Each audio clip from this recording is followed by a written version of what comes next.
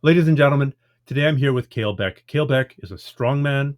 He's competed in strongman. He's commentated on strongman. He's taught strongman, including to jiu-jitsu people. So I think it's a great opportunity to dive into strongman training and strength training and how we can do this safely and how what the carryover is from one sport to another. I found Kalle actually looking up a weird little auxiliary exercise called the Dix press. It's an overhead pressing motion that's different from how people normally do it. I could barely move my arms the next day, so I thought this is pretty effective. And then I found him and started following him on social media and was very impressed with what I saw. So, Kalle, thank you so much for coming on the Strenuous Life podcast. Thank you. And I don't want to know exactly what your search term was that you just happened to stumble across that. It is just a overhead movement, which I learned from Chad Wesley Smith of Juggernaut Training Systems, who was one of my first major sponsors when I was competing. And, his ties to the jiu-jitsu world are vast, and learned a lot from him. But yeah, it's a rough one. If you do try it, start with the bar. Yeah. Well, I did take that advice and it still hurt. So Yeah. you adapt pretty quickly. Well, what is your background in strongman? Can you give us kind of a synopsis of your journey through that weird and wonderful sport? I'm not your prototypical strongman. I'm not 6'5". I'm not 300 pounds. I'm kind of the opposite of that. I'm 5'6", and now heavier. I competed at like 200 or 175. And I just like a lot of young men, just always I was drawn to like try to prove myself. So as you grew up, and I was born in '85, so you're watching Schwarzenegger and Rambo and X-Men and all this stuff. So you have this idea. Just always wanted to try to emulate that, being a small kid myself, and just a little crazy. I got into the sport around 2007 after doing general strength training, bodybuilding style stuff, and it just seemed fun. I didn't know it was something you could do as a weight class. And I just came across like a forum post of someone who competed in like a weight class back then, and wanted to, had to give it a try. And I was pretty terrible at the sport for like my first 5 years doing it. Back then, it was a weird thing where like I'd show up to like these training days with like different groups and stuff like before shows, and was straight asked like, "Why are you even here?" Really? Well, Yeah. that's not very nice. No, it wasn't. It's like it was a But different kind of sport back then. But like then I remember I fast forward like 5 years later, and I just kept with it. Like beating that same person, in a show, and he's like, and it, like his like roundabout way of like a compliment was, I just never thought someone like you would be able to do something like this. Like you're like good now, and I'm like, yeah, crazy enough to keep trying. So that's kind of how I came apart. Came wanted to do like what my company is starting, Strongman. I came up with a website, is like I wanted to showcase that it's a sport that everyone can do and try to make it like a more inclusive space. Back then there was women competing, there was weight classes, but they were like pushed down. Hmm. We saw similar things in like UFC and stuff in the early days, where like you saw the women start to come in, and like or I just even feel like or even the advent of bantam, of the smaller of the lower weight classes. I mean, hmm it used to be over 200, under 200, and that was yeah. it. And it's like I always felt like strongman was like half a decade behind like combat sports like that, like you because they were more popular and stuff. So you'd see them go through that same thing, and I was like, you just apply these same kind of things to this, and I think it could have a lot more mass appeal, because the average person is not 6'5" and 400 pounds. Like how big's a sport going to go if the only people that can do it are literal freaks of nature, and it's scalable, just like CrossFit or anything else, is the way I saw it. We've all seen the basic strongman events, like dragging cars or uh, deadlifting. But what are some of the crazier events that you've competed in? Just like name wise, my second contest I ever did, like they used to be, I think strongman used to be a little more weird and a little more random, and it was more fun. But the second contest I ever entered was the world's strongest redneck. And like like it's just name wise. And it was at like a country fair, like up in like Northern California and like the sticks. And like they had like a side event where there were, instead of playing like, horseshoes, they were doing it with like toilet seats. Okay. It's just like what random what stuff. what you might see behind the trailer in the trailer park. Yeah, it Yeah. was very much like that. There was like, cow testicle eating competition. Oh, it's almost like a Fear Factor type thing. There was a lot going on there. It was a weird weekend. So if you sign up for a strongman competition 2 months from now, do you know what the events are going to be? Do you know that there's going to be I don't know, a Pillars of Hercules, or do you know if Mhm. there's going to be a farmer's carry event, or do you just know the general? There's going to be picking something up heavy off the ground and putting it up on somewhere higher. Like, how much notice do you have? So interesting thing is you get more notice the more like lower level the show is, like a novice or an amateur show, because that those shows are based on participation, and people generally don't want to show up if they don't know what they're going to get. Where at like World's Strongest Man, I feel like it's gotten worse in recent years, of like the top athletes who have like the most on the line knowing what's going to happen. And that kind of leads to a Or little are bit you of, saying that they get a heads up? yeah, they do. Like they know a few weeks, but not as far ahead as an Okay. amateur, and not as much detail. But yeah, usually, yeah, 8 weeks.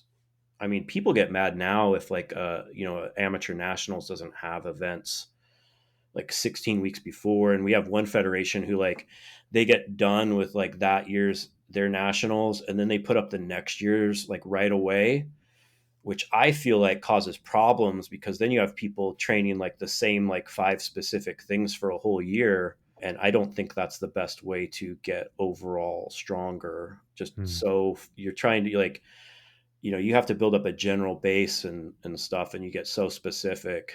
It's I a wonder little if that much. leads to more injuries. I mean, the theory would be that if you get super hyper specialized at, I don't know, lifting Atlas stones, that you're not developing overall strength and your base conditioning, which in theory is going to be better for your body.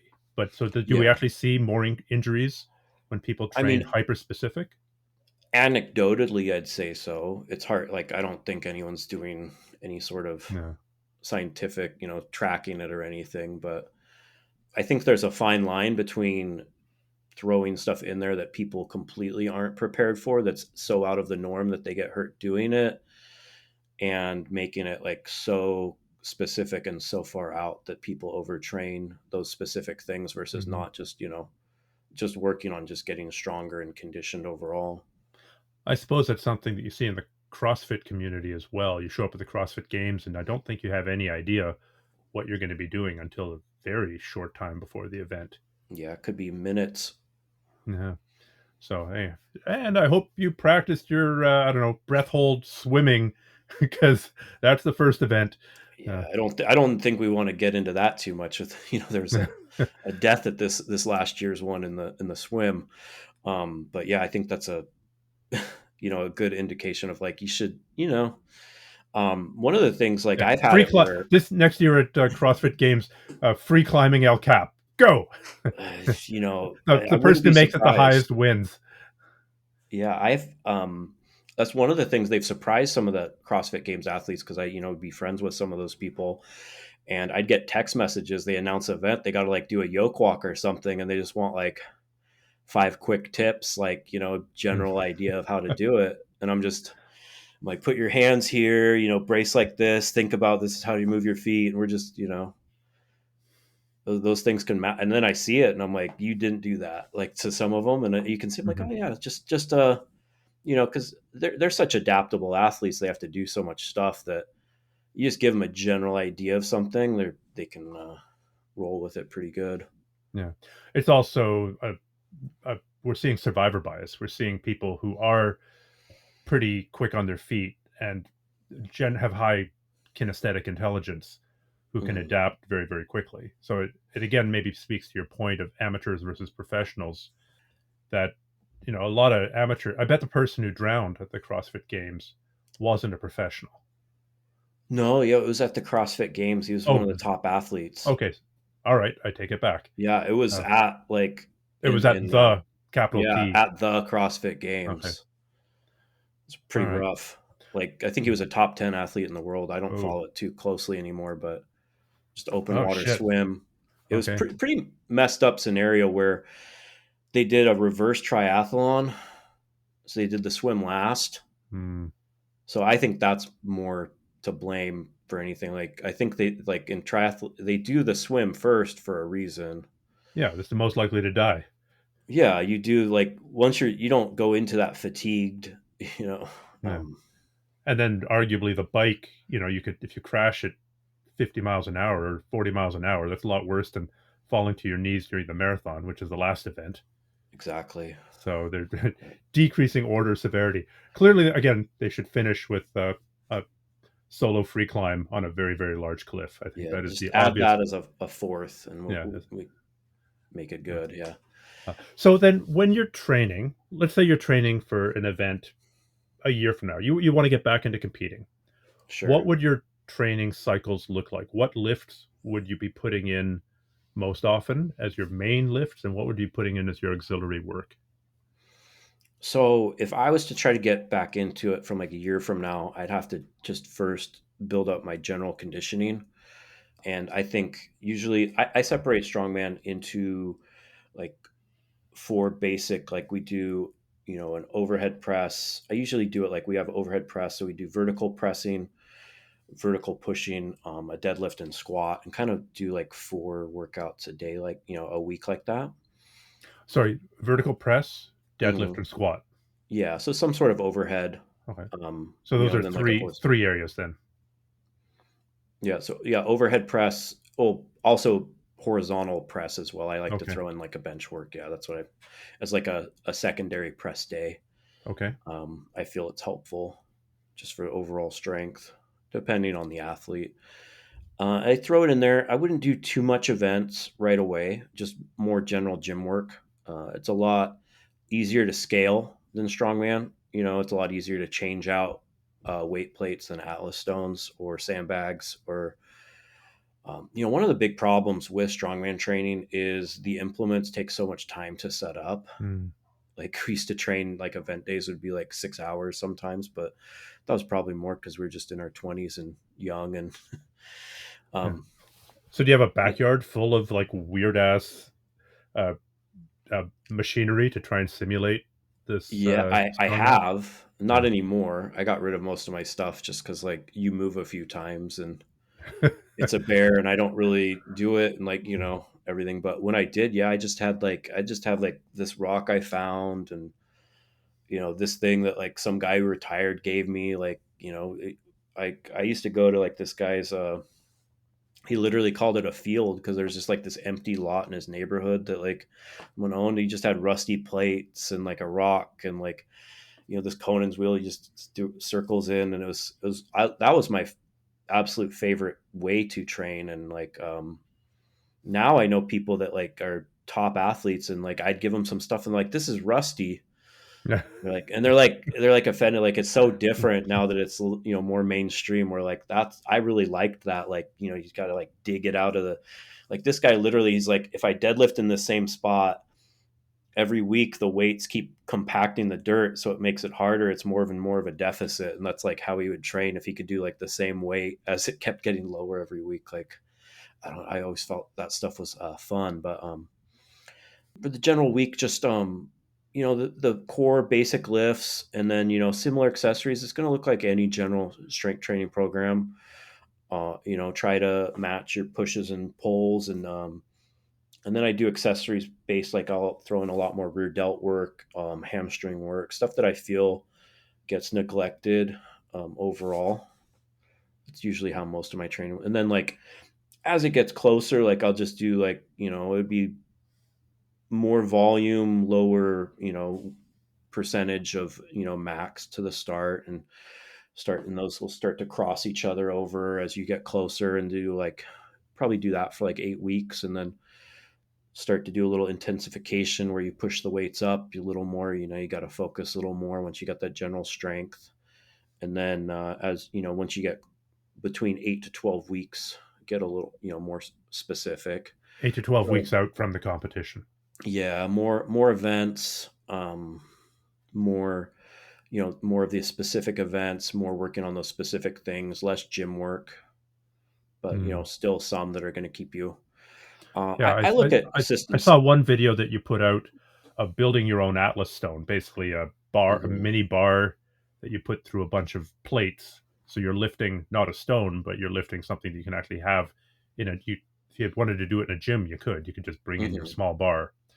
So that is beginning to get more specific. Is that the kind of stuff you'd be doing 8 to 12 weeks out, or is that something you'd be doing throughout the year?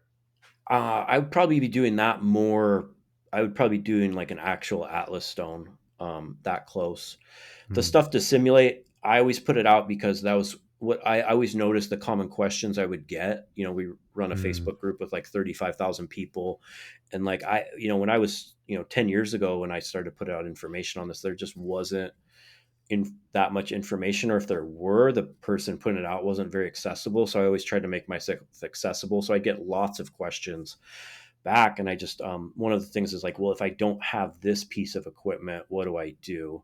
Hmm. So I would try to just show people, I'm like, okay, well, how can you best simulate it without it? And, do a similar movement pattern where, like your arms are still around like some bumper plates. It's going to be similar. Is it going to be the same? No. Is it going to be better than nothing? Probably.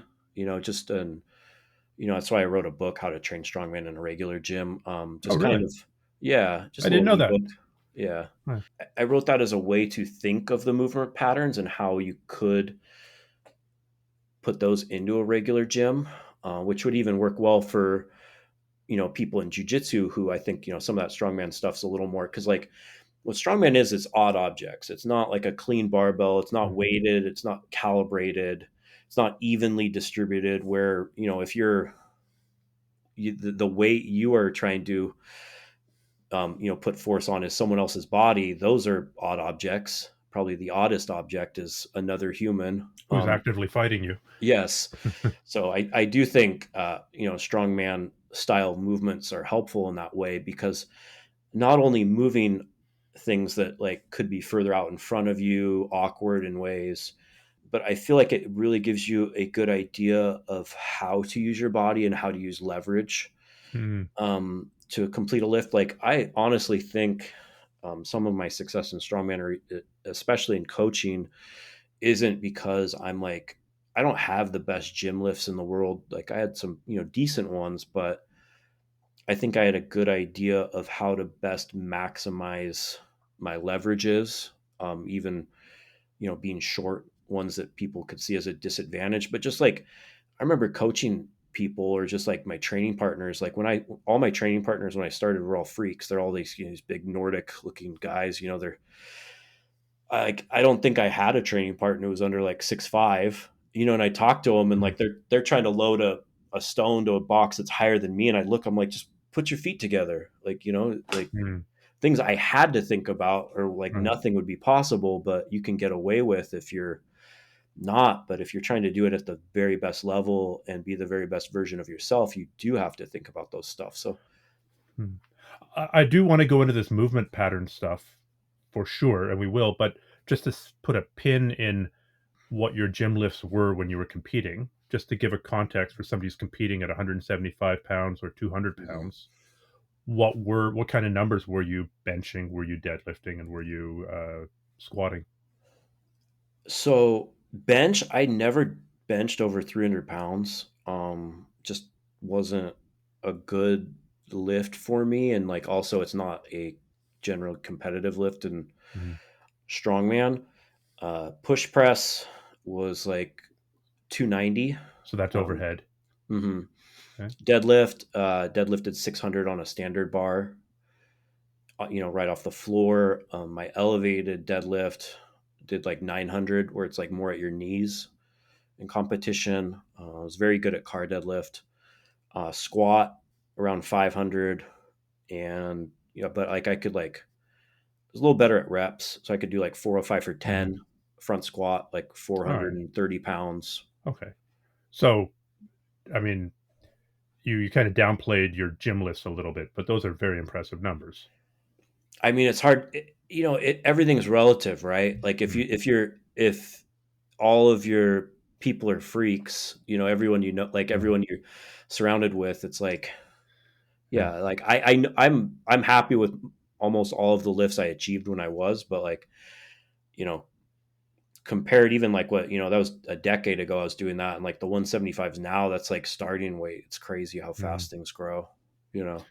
Well, let's jump into the movement pattern. So, if I was competing in Olympic lifting, really fundamentally, I have to be amazing at two movement patterns: the clean and jerk and the snatch. And I probably have to be pretty damn good at the movements I'm doing in the gym to get stronger for those so that I don't injure myself. If I'm competing in powerlifting, I've got to be good at squat, bench, and deadlift. And then I've got to be reasonably good at the auxiliary exercises so I don't destroy myself.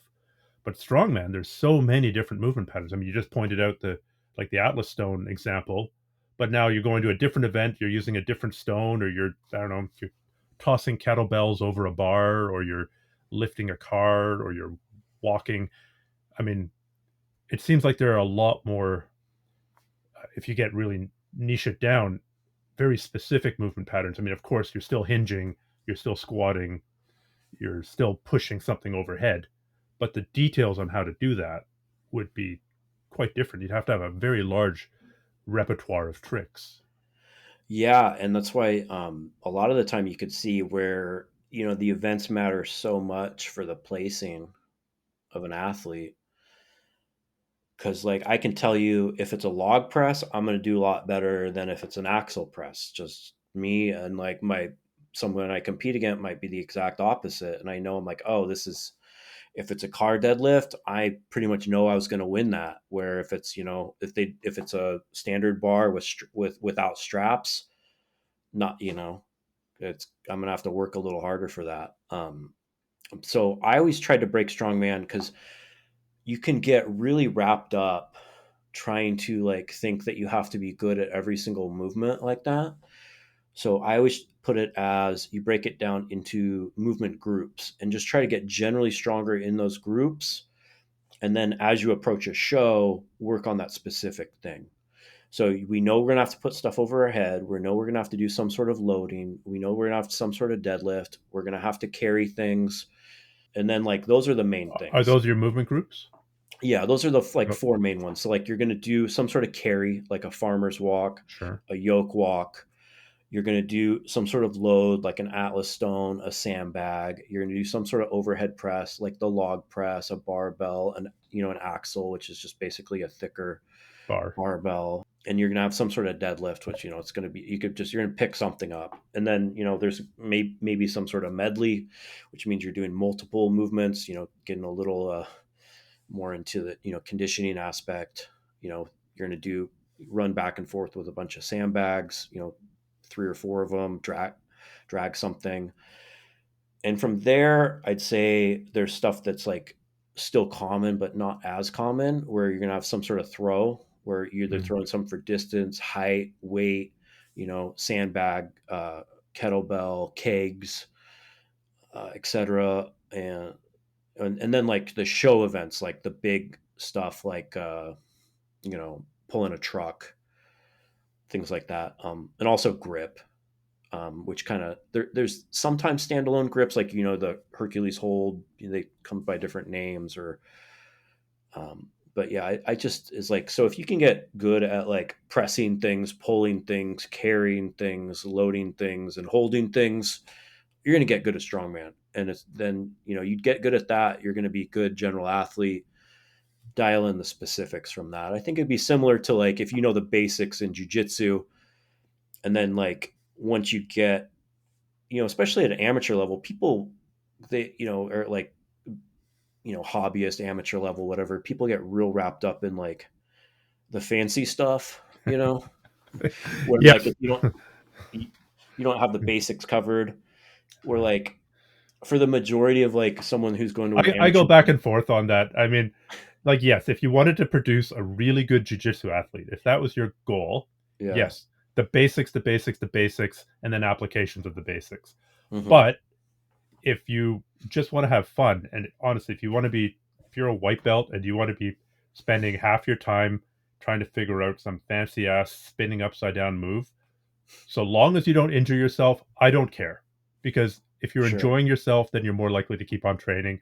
And eventually you'll come back and go, maybe I should learn how to do the arm bar. Maybe I should learn how to escape from side control. But yeah, so depending on what your goal is, if the goal is to have fun, is different from is your goal to be able to perform at a world class level. And so Yeah. I except for the added injury risk if you're trying to do fancy flying stuff, I I don't care anymore. Like, fill your boots, right? Whatever keeps you coming back to the gym. Uh, Yeah. I have had similar conversations where people are like, what should I train this or that? I'm like, do you have a show coming up? And they're like, no. And I'm like, or I have this a lot with like a client who doesn't have like access to equipment all the time. And they're like, hey, I'm going to this cool gym. What should I do? And I'm like, whatever looks fun.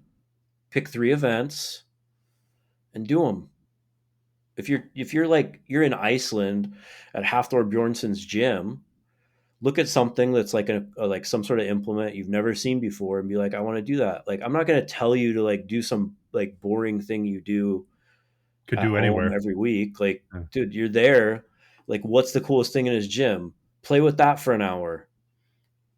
But if you are good at the basics, then you can apply Yeah. to those other things probably easier, is the way I see it. I'm not debating that at all. I'm not debating No, that that's the best way to make progress. But the other part of making progress is keeping the enjoyment in the totally. sport, and except for some, you know, probably borderline autistic people, just repetition of the same thing every single day is, I mean, that's half the reason that there are personal trainers, I think. Is like, hey, Yeah. do this auxiliary exercise. Okay, now do this auxiliary exercise with a rubber band around one arm and on a wobble board. Is it Hmm. that much better? No, but it keeps people interested in the sport and it keeps them accountable to somebody. So, uh, Yeah. I, um, I totally agree. You have to keep it fun unless someone's just crazy driven or, is able to singularly focus. let me ask you about the differences in training. Let's say not before a show, not before a competition. The differences in training strongman versus powerlifting versus bodybuilding, because those are sort of the three strength modalities. I suppose CrossFit would be another common modality. So, Yeah. how would your workout, which of those fields would your workout most resemble, and which would it least resemble? The way I've always put strongman, which some people used to get a little mad, as I said, it's like the CrossFit of strength sports. Even though CrossFit is a strength sport, I just feel like it's the most similar because it's the most varied. It could be pretty much anything, or even if it's these same things, it could be 1,000 variations of that thing. They're like Rogue's coming up with new events all the time at like their invitationals and stuff they do for strongman now. For Um, example, well, like they had like the Wheel of Pain they did at the Arnold a few years ago, where they're like what is pushing that? that. It's like this like 50-foot tower. You remember Conan movies pushing the wheel around? Yeah. They like literally recreated that to work as like a strength aspect, and like it's just these giant wooden pillars with rope all around them, and the athletes have to push it as far as they can for 90 seconds, and whoever pushed it the furthest won. They did um they built like this giant elevator where they had to like pull something with arm over arm and it clicked the whole way up, like, and it's just these just massive contraptions. It's just, that's what's cool when you see a company that has money that can actually invest to make things look larger than life, which I've always thought is the point of strongman, where you go to a show and they got like weight plates and bumpers and some stuff. I'm like, no, it should be tires, it should Hmm. be rocks, like. It's kind of like Red Bull redesigning the whole side of a mountain so they have a more interesting downhill race. Yeah, close to it, but yeah, it's just it should be it should be a little circus freak show thing. I'd say It's the most similar to powerlifting overall, just because we both have to move like maximal weights. Because like if you can't move maximal weights, you can't do the sport really. Like you still have to be really strong. You can, I mean, if you do bodybuilding at a high level, of course you're strong, but like you don't have to. You don't have to do a 1 rep max You can make to up do for it in bodybuilding. volume. Yeah, like you're probably going to be strong. You don't have to squat. Like you could get away with it because it's a I know professional bodybuilders who never squat. They only do they, leg press. they probably shouldn't. Like I don't now for like similar reasons. Like I don't compete in any strength sport, and it like sometimes hurts my back. And they're like, does it need to? No, but like. I got other things to do. I'll do some leg press and go on with my life. I feel like I've done a lot of squats in my life. So Yeah. like, Well, again, if it to go back to what we just talked about, if it keeps you coming to the gym, then that's yeah. awesome. And that's exactly how I train now. And one of the things I look back in my strongman career is I'm like, I think I would have been overall stronger if the competitions didn't force me to have to do certain events. Like I feel like if I would have just trained for the stuff I was specifically good at, or like there's certain kind of movements that like were just hard on my body and would always beat them up. I feel like I could have like had a better overhead press, deadlift, and also because those are just things I enjoyed training more. I think has Yeah. a lot to do with it as well. Didn't powerlifting used to have, or no, Olympic lifting used to have an overhead press? Yeah, a strict one. Yeah. So then that's interesting to see what would happen to powerlifting if they included an overhead press, a strict overhead press. Man, You'd I see a lot bigger upper bodies. yeah. And I wonder if you took the current crop of powerlifters, if they'd even be able to get their arms into that position. I wonder if they'd be limited with by flexibility issues. No, there's some. I you look at like people. There's always a big discussion on like what the best strongman athletes come from, and I always say one of the worst is powerlifting. Really? And it's like I say that it's a strong statement of because Sure. of course someone can be like a really good powerlifter and Mm. come over, but like just seeing it, they're I think it's the ego thing. They're so used to be able to lift more weight. They're stronger than the strongman they're competing with sometimes. Not always now. At like a point they were, but then like it's a little different, and they've trained so specific in those ways. I don't think they're as adaptable, and that goes back to what we are talking about Mm. earlier. Some are, but I'm just talking as a general rule. I always felt like people that came over from weightlifting did really well. It's a little more dynamic. It's a little more technical of lifts. So like, So Olympic weightlifting. yeah. So if you like, I feel like if you can figure out how to do like a good snatch, you can probably figure out how to do any other lift. It's just so, Yeah. It's so insanely technical. yeah. It's like, oh, a sandbag, oh, triple extension. Oh, wow. Like, Yeah. strongman's like people don't realize like almost every lift in strongman is triple extension, and like that's the basis of weightlifting. By So which you mean knees, hips, and then upper body? yeah, knees, hips, and ankles. Um, Okay. where they're all in line, and that's like the end position of like Okay. So I was um, thinking rowing, right, where you push first with your legs and then with your back, and then finally the arms. So yeah, that was my concept of triple extension. yeah. I think it's slightly different Yeah. for weightlifting, but I could be wrong too. But anyways, it transfers over to strongman. I found training people from that background. And the size not so much, but weightlifting. But what I've found now, like what I found then, is the best. The I hate to say it, but they're like, what makes the best thing? I'm like, whoever's the best athlete, like just a general athlete tends to be good at things, and I'm sure you see that in your sport. Like they're just, it's just some people they just can adapt to it. Like Yeah. we have Mitchell Hooper now from Canada, who's just winning every show everywhere, and he's been doing strongman for like 3 years. What? What was his He wins background? everything. He did some powerlifting, but he was also like a distance runner. Really? Yeah. Wow. Like a big distance runner. Like he wasn't small when he did it. And I would say he's good because he's so adaptable. Like even though he's been doing the sport for so like not a long time, he picks up on the event so quickly, and he has like really good, his footwork's great and his conditioning's good. And then he went from like that into powerlifting, so he built up his base strength, and that's good. And he just never places below like fourth. He's consistent. So he's just like, he wins. I mean, the past 2 years, it's kind of like he goes to a show, he wins it. He goes to this show, he wins it. Like, it's just kind of weird to see, but So you mentioned conditioning earlier, and then you were talking mhm. about, say, the Conan uh, Wheel of Death at the Rogue Yeah. competition for 90 seconds. So that's kind of I mean, that's well into the lactic acid zone, and that's a lot of anaerobic conditioning that we're dealing hmm with there. So how are people typically training for that, or do you find that that is often a point of failure in the strongman community? I think in strongman, people really look at the big lifts and they get so worried about putting like 20 pounds on their deadlift, and they don't. And like I always say, like we'd have like one of those events where it's like something where it's like max distance, where you're just gonna suffer, like it's gonna be hard. And I always tell people, I'm like, what do you think, like if you have a show in 8 weeks, how much stronger are you possibly going to get on your deadlift? 1% maybe. Yeah.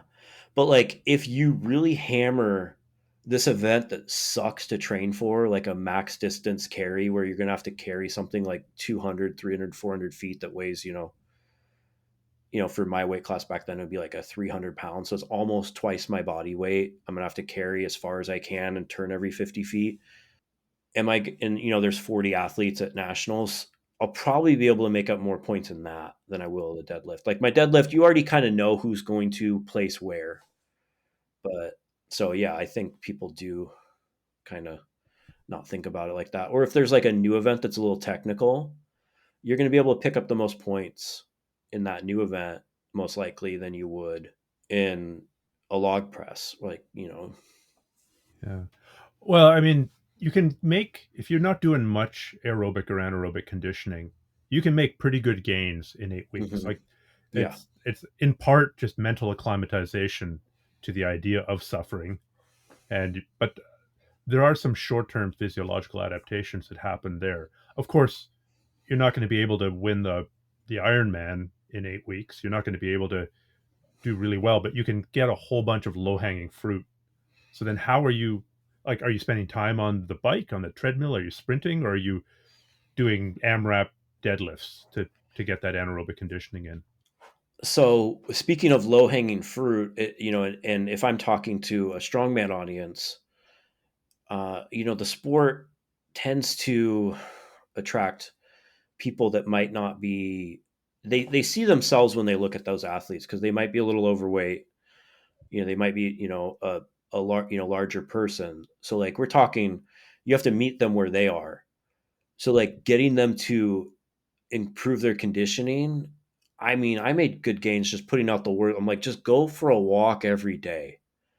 People like, because like they weren't doing that. Like it doesn't seem like much, but that's also something like that's not going to impact their heavy training in any way.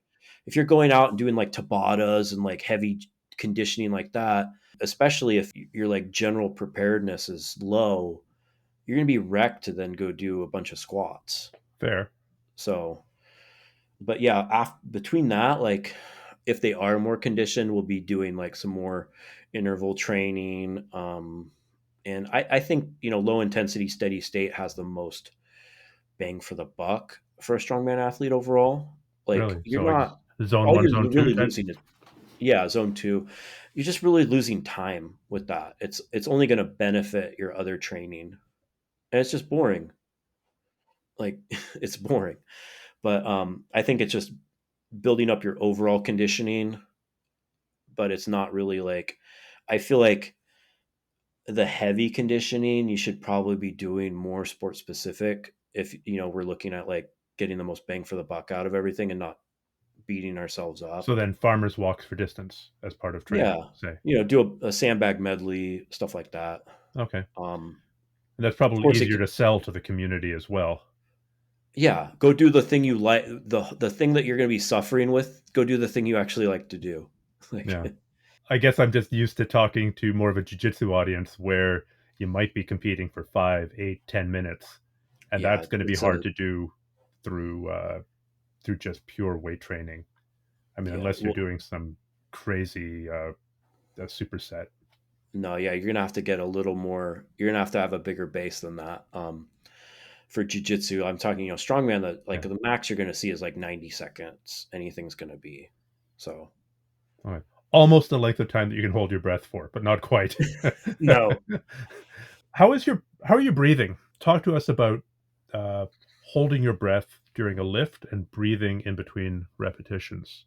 so it's interesting. So a lot of the events in strongman are for speed. So it's like how far can you carry a yoke, which is like a big bar. It goes on your Mhm. back, 50 feet, let's say, pretty common event. And like, think you have like when I compete at 175, like a common weight would be like 600 to like 650 pounds. So it's a lot of weight you Mm, have across your shoulders, and it's going down with a frame. The weights are usually at the bottom.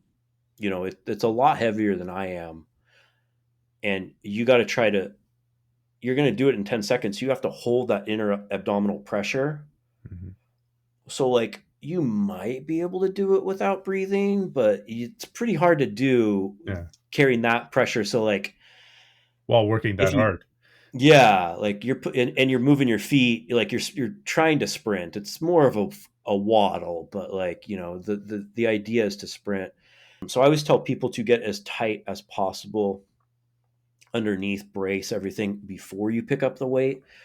You'd be surprised how uncommon that thought process Mhm. is.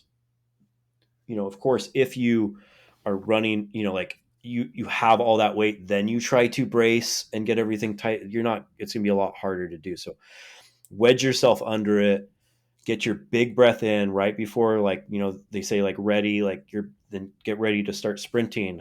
But you hold it like, into your belly, into abdominal pressure.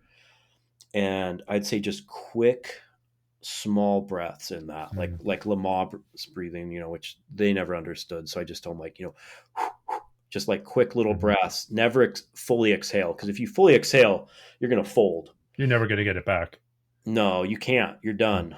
You got to reset, and then it's really hard. And sometimes you just mess up, and it could just all the training, and you just breathe a little wrong or something, and it's just like, well, the stopwatch went, and I did that a lot better in training, and now this feeling sucks. But that's part of competing. That's exactly what one of the things that Stuart McGill talked about when I had him on the podcast, Yeah, like that maintaining that intra-abdominal pressure. And I know hmm that's a big thing that Chris Duffin yeah, has talked about and really emphasized in his. I mean, the guy's a world champion power lifter. That bracing the core to stabilize the so spine. important. Yeah. Now, of course, you're doing it. It's going to be a little bit harder because you're going to be bracing your spine not in the sort of perfect, ideal vertical alignment. Sometimes you're going to be hunched forward as you're trying to pick something up. So now Yeah, you're at least trying to brace in a shitty position. Uh, but you're how do still you guys? trying to do it. Yeah, in terms of uh, specific conditioning for grip, because that is an important part of some of the events that you're doing. Do you do any specific grip conditioning? Do you recommend any specific grip conditioning, or is that just a natural byproduct of deadlifting and farmers carries and sandbag pickups and whatnot? Yeah, that varies. Some people do specific grip work. For me, it was a weakness of mine. I don't have, giant hands or anything. I also almost like cut off my thumb at one point lifting, so that took a while Lifting. to. Yeah, well, What like happened?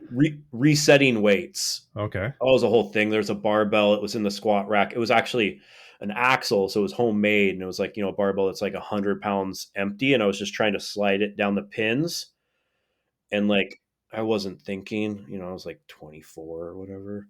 Um, and like it was, and like since it was so heavy, it was, sliding in between like the uprights and the pins, and like it just went and just right in my finger in between the upright, the safety bar and the collar.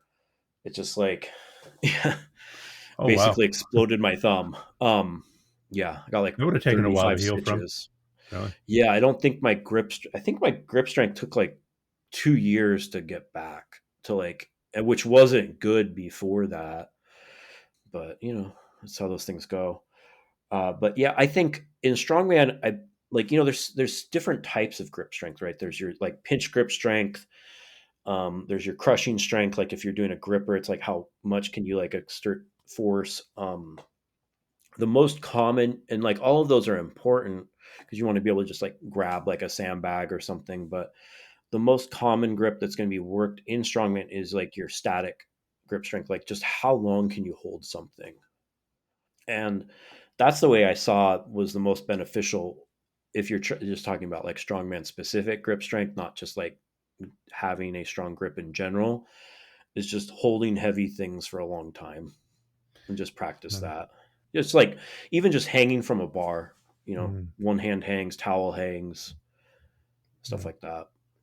Daniel Strauss, who I've also had on the podcast, is a grip strength specialist and has talked about many specific exercises to increase that. But I think that for many people, working grip strength ends up almost inevitably resulting in tendonitis. And maybe that's just a Yeah. jiu-jitsu thing because we're grabbing in such specific ways often, like a, a lapel grip or a sleeve grip. So your hand is always in the exact same position, or your fingers are actually always in the exact same position. And the amount of golfer's elbow or tennis elbow, especially golfer's elbow, that results in it. It sucks that it's called golfer's elbow because now you've got this barely a sport, more of a game, uh, country club bullshit being applied to your elbow. It's like, no, I got it doing something manly. I, I wasn't playing. I was not wearing slacks. Yeah, there's no Um, plaid here. Yeah, how do you deal with tendonitis then? Because I imagine that must be a pretty common. Uh, yeah, I think working the opposite. A lot of people, like they do like rice bucket. They, rubber bands doing the extension, opening your palm a lot. Stuff like that helps. And like, so working the opposite muscle of what you're. yeah, If you're if you're crushing, all, yeah, yeah. if you're always closed, try opening against resistance. You So know, that'd be kind of like if you're doing nothing but bench because you want to get a huge chest, you're eventually going to get tendonitis somewhere. So you should include some pull-ups or some rows in there with it exactly. to balance it Yeah, out. I feel like just I think trying to people balance understand that things. now with bench press, but I don't think they Yeah, necessarily understand that with grip strength. not as much. It's pretty common in strongman. Like they make like these like weird little like rubber bands you put around your fingers and you open them up. Something I also found helpful with that is like I got the tip. I saw a tip from like a weightlifter a long time ago. Is like spend time like washing dishes where you're just like moving your fingers and like it's you're under the water a lot. That seemed to help. Like because I used to like my hands would hurt all the time like doing heavy farmers walks and stuff. And then your wife will probably like you a little more too, which I found helpful. Like, nope, I have to do the dishes. It's part Yeah. of my training. Like, even that's enough of a benefit there. So, I wonder if it's the warm water. yeah, I think it does help. Yeah. I think there's some people do paraffin hand bathing, like basically a warm wax. I don't know how Hmm. that's any better than warm water, but trying to mitigate tendonitis. I shouldn't speak about something I don't know about, but I Well, read it that's a on the internet somewhere. podcast. I'm sorry? And that's the point of a podcast. Just, Yeah. two guys speaking of things that we maybe know about. Or have heard about or have read a tweet about. So, well, I mean, you're baiting me there because I think there is an incredibly toxic dynamic driven by the need to talk about new stuff and driven by the need to sound completely authoritative and to be an expert on everything that you talk about. Yeah. Whereas I think that's complete bullshit. If you talk to a good doctor and who works in a specific area, so I've had a kidney transplant, Hmm. and like transplant nephrologists deal with probably 20 to 30 drugs, right? There's the main drugs that they deal with. And if you ask them, what if I do this supplement with this drug? They're like, I don't know. That hasn't been studied.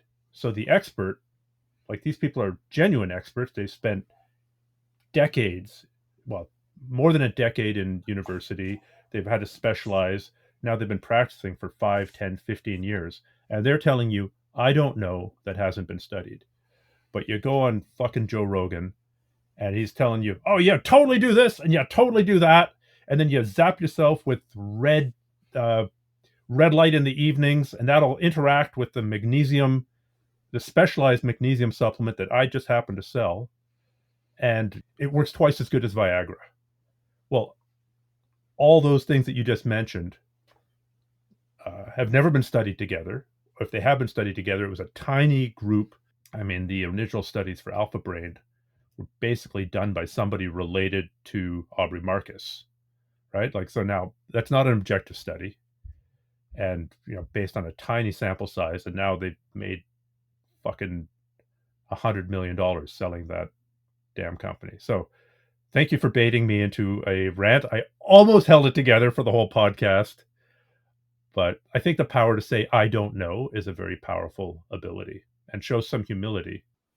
It is, and I feel like it should make people trust you more.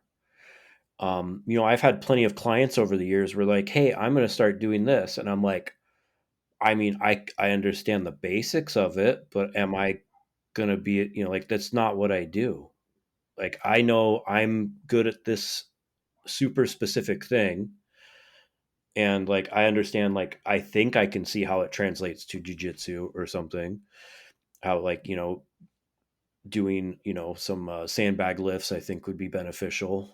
But like, do I do jujitsu? I've watched it. I've talked to people that do it, but like if someone wanted to learn jujitsu, I'd be like, hey, go talk to this guy. Like, I think there's, there used to be more of that. And the problem is there's no real incentive to be Mm. like that in today's world. The more outlandish a claim you make, the more attention it's going to get if you share it as a real or negative and positive, which only leads to more eyeballs, and algorithms favor Mm. that. And like doesn't matter what it is, what subject it's about, anything, it just gets more reactions, and that's what the algorithms feed. And here we are. Yeah, I suppose as we've moved from people getting their news from, say, a 1,000 word article in a newspaper or a 5 minute segment on the nightly news to a 30-second segment on TikTok, that necessitates reducing the I don't know part of that to a very minimum. I think Lane Norton does a pretty good job of walking that line of saying, Yeah. here's what the science says and here's what we don't know. You can kind of contrast two people in the fitness industry with Lane Norton and Andrew Huberman. Hmm. I know I respect Lane Norton much more because there is that we don't know aspect, as opposed to, hey, in this week's amazing, groundbreaking research. Well, there just isn't that amazing, groundbreaking research every week to feed a podcast. So you got to go outside your area of expertise, and you got to go outside the boundaries of what's known in order to feed that machine that you've built. Yeah, and you could see, Huberman, obviously educated, obviously smart, you know, he knows some stuff, but like you said, there's no like no one knows about everything, and you're presented in a world where you kind of have to. And I think like that's the thing where you get with like the Rogans of the world, where I listened to his podcast, like, from like episode one up until probably just about every single one, and it's kind of fun. But it's like, wait, he starts talking about that thing I know about, and you go, there's a lot of holes there. Like, and it just keeps getting worse and worse. I have friends that have plenty of friends that have been on it, and it's like, yeah, I don't think that it's necessarily malicious. I think we just all end up in our own echo chambers, and success breeds less resistment to it within your own people that are going to call you out, and there's less incentive to as well. Like, like if what you're doing is working, and you have like a army of people. Well, the term there is audience capture, right? If I'm presenting half of my views slightly to the left and half of my views slightly to the right, let's just say. And one day I get something that really takes off, or it's a little bit to the left, and I get, because whatever algorithmic gods decided to bless me that day, or I got retweeted by somebody famous, then I'm like, holy shit, that worked. And without even realizing it, I'm going to trend that way. And now when I try and go the other way again, I'm going to get smacked down by my core audience. Yeah. So that idea of becoming vulnerable to your audience deciding which direction you should go, that's audience capture in a nutshell. And I think there's a good argument for that we got to this shitty place that we're in today purely by one thing, and that is social media algorithms maximizing for time on platform. And let's call that an ideologically neutral. It doesn't care what material it's presenting. I mean, obviously on some platforms it does matter, but let's say that there's a perfectly neutral social media algorithm. All it does is try to maximize your time on the channel. If I'm a little bit to the left and you're a little bit to the right, inevitably over time we will live in completely different information ecosystems Yeah. just because of that algorithm. So I think the algorithms will be the death of us.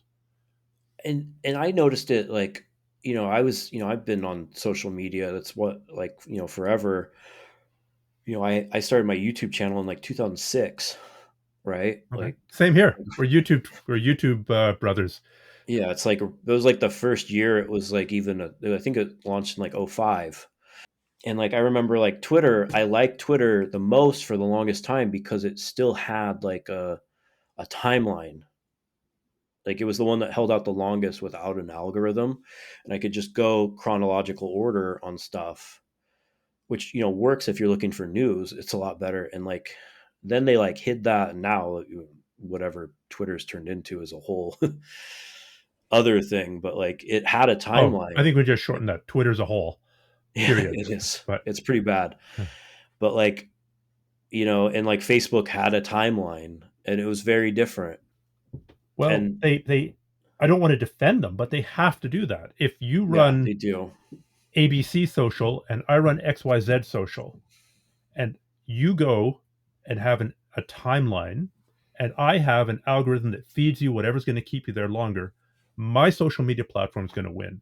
In the Of course. aggregate, I'm going to get more viewers, more participation, more time on screen, more advertisers, and you lose and I win. So I think the only way to fix that really would be government regulation. And you try getting that piece of government regulation passed. Good luck. Yeah, it's not happening anymore. That's for No. sure.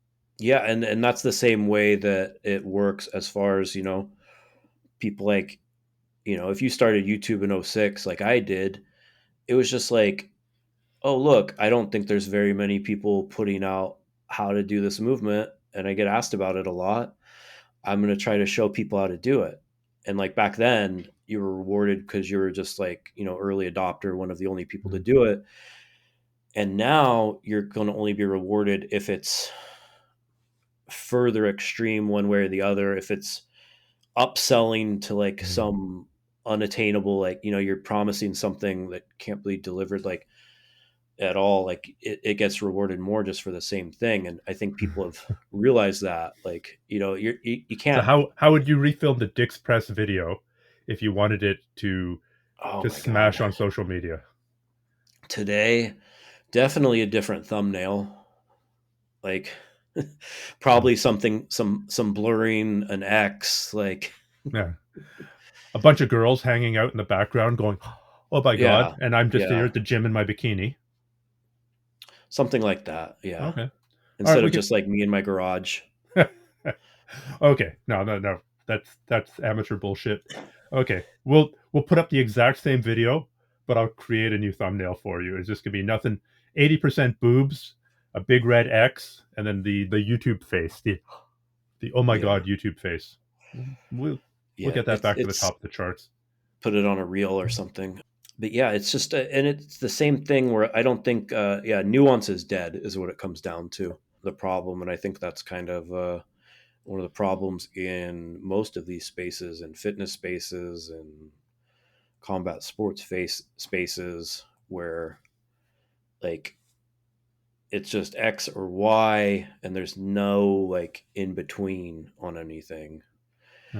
And it's like, and even like, I get, we're all kind of judged stereotypically by like how we look. So they like, people make assumptions. So it's like, I tell someone, I'm like, oh yeah, I do strongman training. I lift rocks and, I got dumb sideburns and whatever. And people are like, huh, like, I think they think something different of me than like the reality of like my views. And like, it's just, kind of how things go. But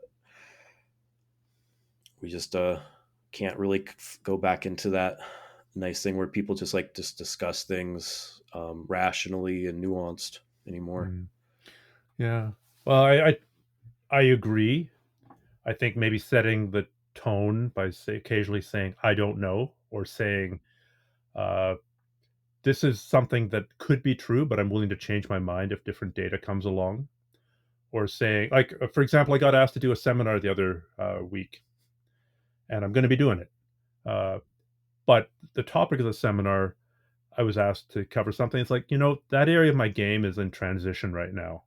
So I used to do it one way and I do it another, and I don't want to teach something that's half baked, and I don't want to teach something that might be outmoded. So I'm going to pass on that topic, as opposed to, yes, I am, I have 4 little stripes on my black belt. Therefore, I'm an expert in every topic in jiu-jitsu, in addition to being obviously an expert on every topic known to man. Yeah, I think everyone's just turned into Steven Seagal. Oh God. um, yeah, arguably the world's worst human. So, okay. So, are you still teaching strongman? I have a lot less clients than I used to, but I still, we still run starting strongman. I had to take a step back from it. It's just, the world's been a little crazy this time. I think there's been internal drama in every niche of every industry, a I lot of wouldn't know. infighting. I wouldn't know anything about that. Yeah. So it's like I had, some clients that beefed with my friends, and it's like everything got ugly, and I'm like, I just don't know how much I want to be in this world at all. So I just took a step back. Still train, like people I've trained for a long time, still run, the most popular Facebook group, most active Facebook group for strongman. What is it? Just starting strongman. Okay. Everything's starting strongman. And I'm looking to just kind of try to ease back into it now. Honestly, this has kept me in jiu-jitsu. If you Hmm. cede the field to the assholes win. I think people in the sport need an alternative to the pathological selfishness that is worshipped in certain areas of at least my sport, and I'm assuming your sport. So it's a pain in the ass. I'm now much, much, much more liberal with the block button because I've given years of my time to some of these trolls, and whether I'm actually arguing with a real human being, I don't know anymore.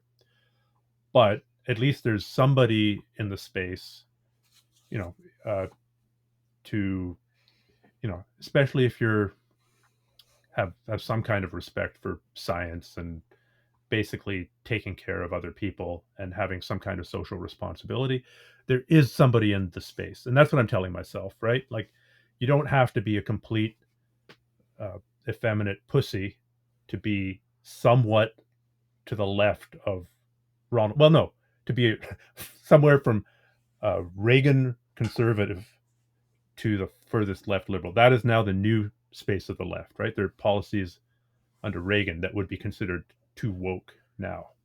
Oh yeah, Not there's all no of way them. they could get away with them. Yeah. So I want to appeal to somebody who's a Reagan conservative or to the left. And Sure. that's honestly kept me in the sport. And I think um, if I can encourage you that if you have the time to stay in the fight, then you'll find a niche within it. It won't be 50% of the strongman community, I'm guessing. It might only be 40%, even 30%, but that's still something. That's still a pretty large. Like, if you specialize in being the guy to a small portion of a small sport, that's still a pretty big number of people. Yeah, and it is a small sport, and I totally agree with you. I just, for my own Mental health. well-being. I had to take a Yeah. step back from it over, some events that happened. I have a kid who's in first grade who's, you know, has some special needs. So it's like the time is like Mm, was limited, and for it's sure. like life's stressful enough. And like I go to do this thing that I spent a decade building up, and people that I helped platform and get their careers off the ground are now doing terrible things. I felt very responsible for it. Mm. So I'm like, I don't even know how I want to interview athletes on a podcast, which is like their jumping off point in there. If they're like, I did that, I'm like, now look at these people. Yeah.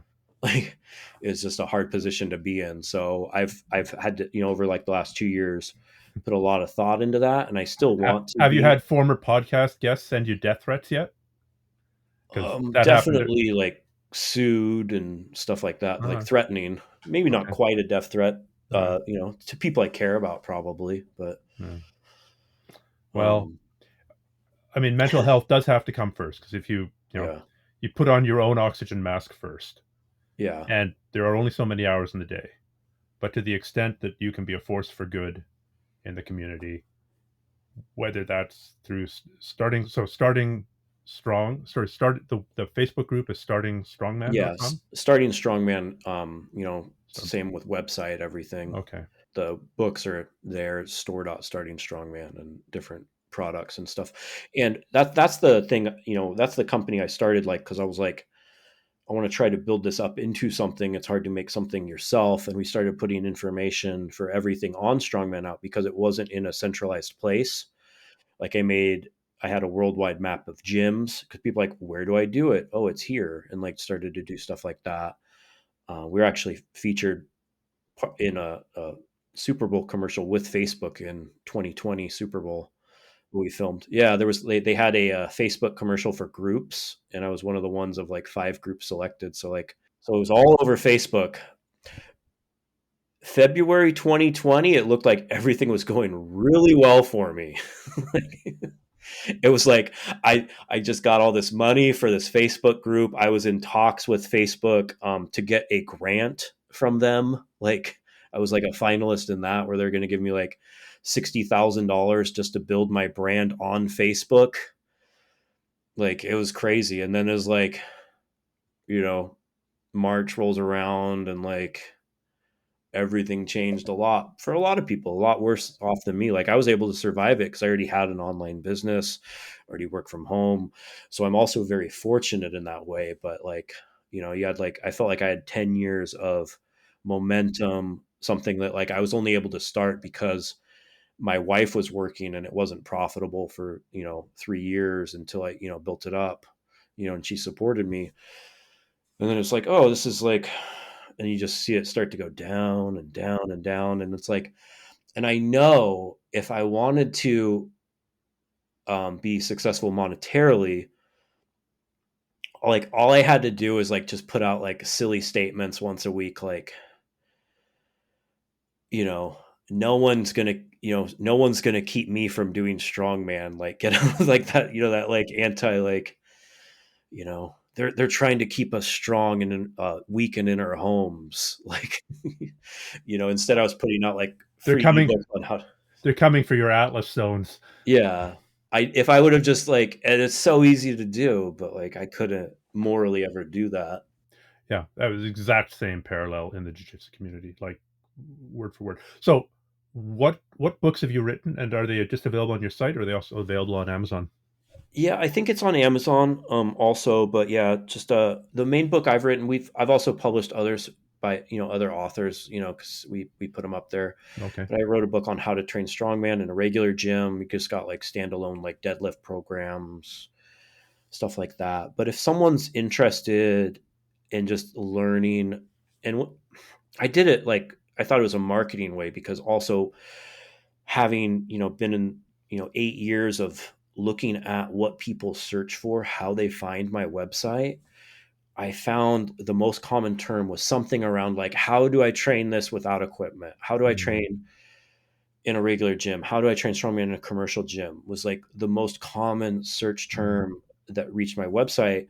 So basically the book, what it's doing is I'm trying to explain like what movement patterns every lift simulates, and then how to break that down into like a regular lift, and how to think about to develop like all those things I was talking about, which I think could translate to anyone who's like trying to look on like how to like better apply force and use their body to be strong, not just to lift an Atlas stone. I think if you actually read it and didn't just follow the program at the end, like most people do, I think you would be, you know, you're going to be a better athlete for it.